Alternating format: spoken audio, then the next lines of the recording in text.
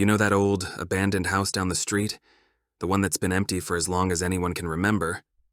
Well, it turns out it used to belong to a woman named Evelyn, who just vanished one day without a trace.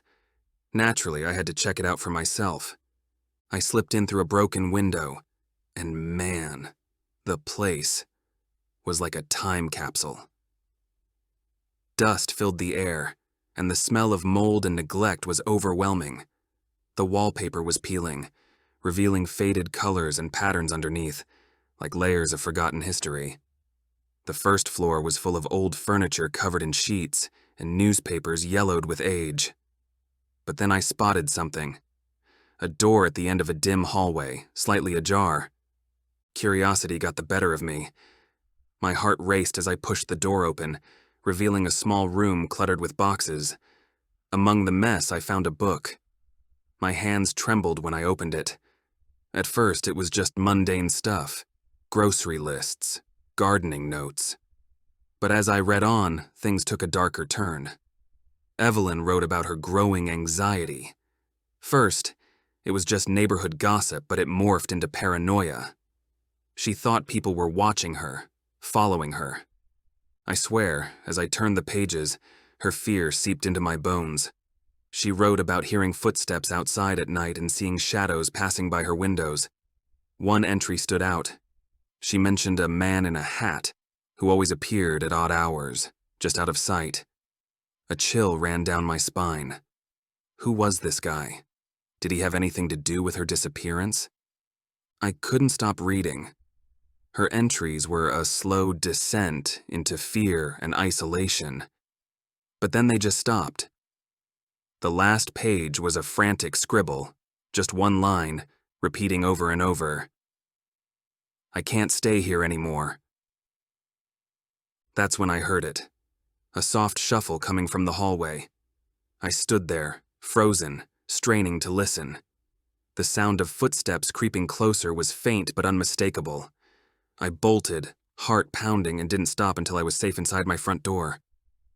Evelyn still haunts my thoughts. What happened to her? That house isn't just abandoned.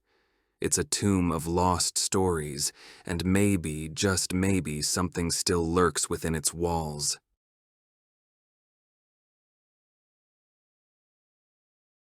You'd never believe what I stumbled upon in that old abandoned house at the edge of town. Of course, I'd heard the rumors. It belonged to some eccentric collector who vanished without a trace. I decided to check it out. Just for fun, you know. The moment I stepped inside, the air was thick with dust, and something else. Secrets, maybe. Every step on those creaky floorboards sent a shiver down my spine. I wandered through the living room, cluttered with worn-out furniture, when something odd caught my eye. On a dusty shelf, there was a collection of bizarre artifacts, strange masks, ornate boxes, and trinkets that looked like they belonged in a museum. I picked up the small wooden box, its surface carved with intricate patterns. You could just feel the history in its weight. When I opened it, I found what seemed like old photographs, pictures of the collector with his prized possessions. But the photos were a little odd. His expression was one of pride, almost manic. Rummaging through more boxes, I came across journals filled with meticulous notes about each item. At first, they read like a catalog, detailing origins and significance. But then, the tone shifted.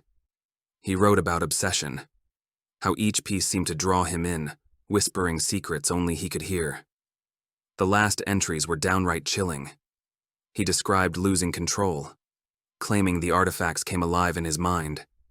The deeper I explored, the creepier it got. There was a collection of taxidermy animals, perfectly preserved but with eyes that seemed to follow me everywhere. In another room, walls were plastered with newspaper clippings, stories about disappearances and unsolved mysteries in town. Then I heard it, a soft scraping sound from the next room. My heart pounded. I was torn between curiosity and sheer terror. What if someone else was here? Peeking around the corner, I saw a figure hunched over a table, scribbling in a notebook. My instincts told me to get out of there, and I listened. I didn't stick around to find out who or what it was. I bolted for the door, and once outside, I glanced back at the house. The stories were true. Some collectors might cling to their treasures, but others, well, they might just lose themselves in the them.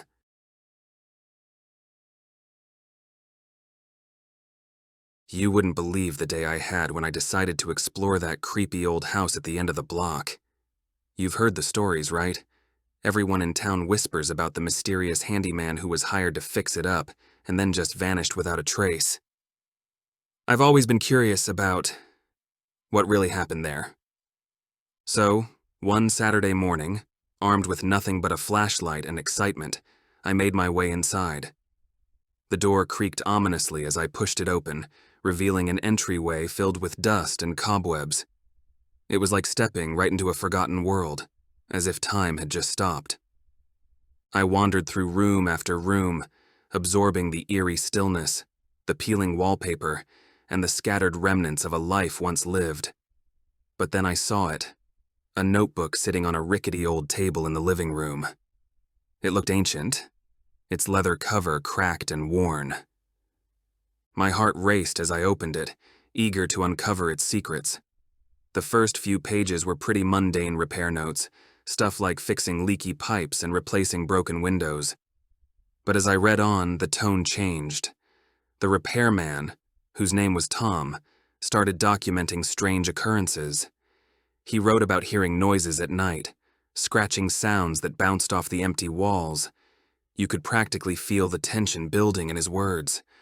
One entry hit me like a punch to the gut. "There's something off about this house," he wrote.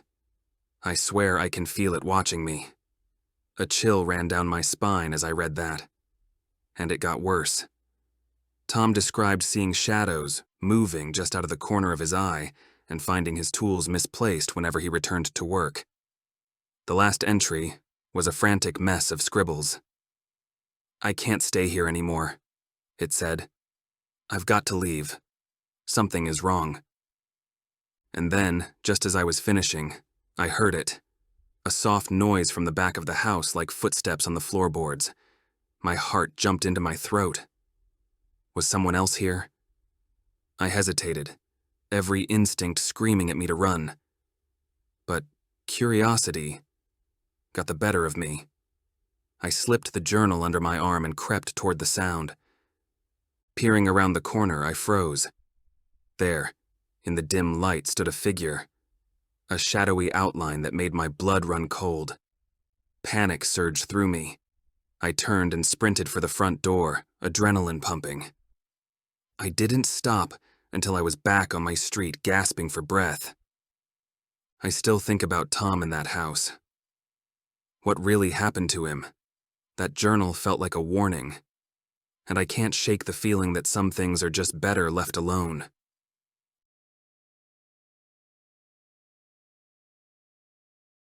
You won't believe what happened to me last week. I had this wild idea to revisit the old house where I spent my childhood summers. My parents sold it years ago, but those vivid memories pulled me back. The place looked like a ghost of its former self, abandoned, with shattered windows and a garden swallowed by weeds.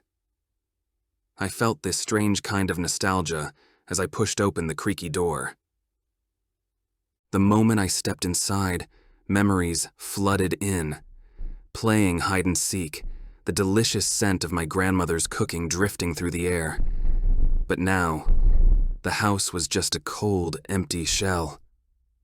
I wandered through the rooms, careful not to disturb the layers of dust that seemed to keep secrets.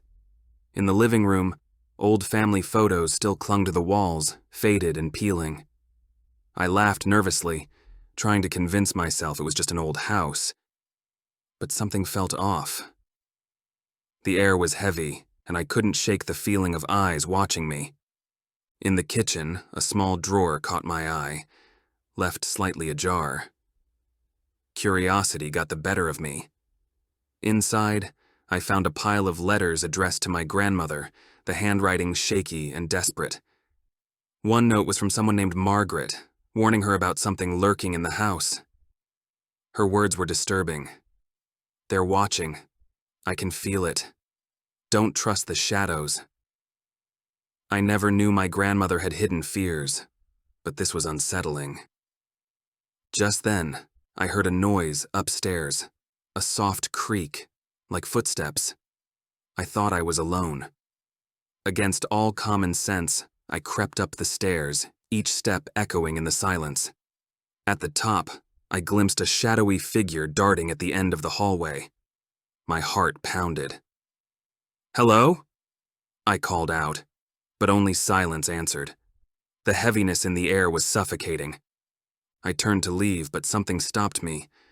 I glanced back and saw a door slightly open, shadows inside beckoning me closer.